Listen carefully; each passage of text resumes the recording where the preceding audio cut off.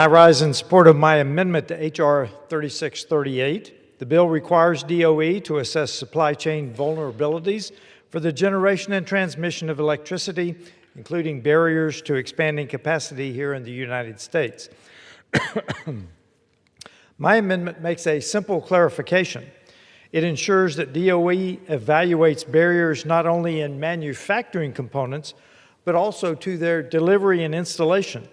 In the real world, grid reliability depends on whether critical equipment can actually reach the job site and be installed on time. If we want a serious assessment and serious recommendations, we cannot stop at the factory gate. I urge adoption of the amendment. I reserve my time. Gentleman reserves.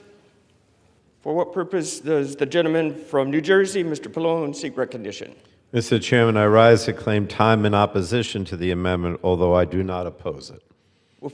Without objection, the gentleman is recognized. Mr. Chairman, this amendment recognizes that it's not enough for us to manufacture critical grid and supply chain components. They must be able to be actually delivered and installed on the grid. And this is a worthwhile addition to the bill. However, I lament that while my colleagues on the other side of the aisle can recognize the equal importance of manufacturing supply chain components and transporting and delivering them, they're unable to recognize the same when it comes to electricity. To do anyone any good, electricity must not only be generated, it must be carried to its destination on the grid.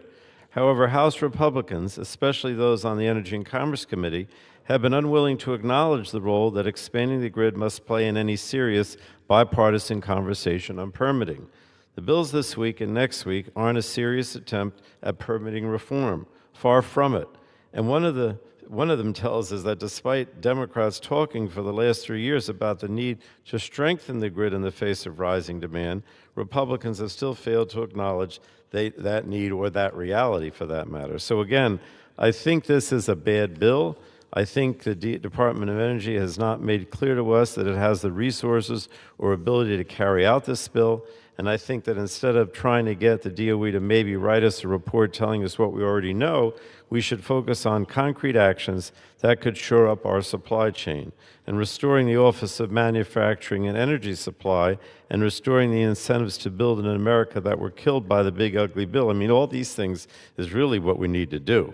But Republicans are not willing to do that, so I don't know what else to say. I yield back the balance of my time. Gentleman yields. Gentleman from Texas, Mr. Self, is recognized. I yield.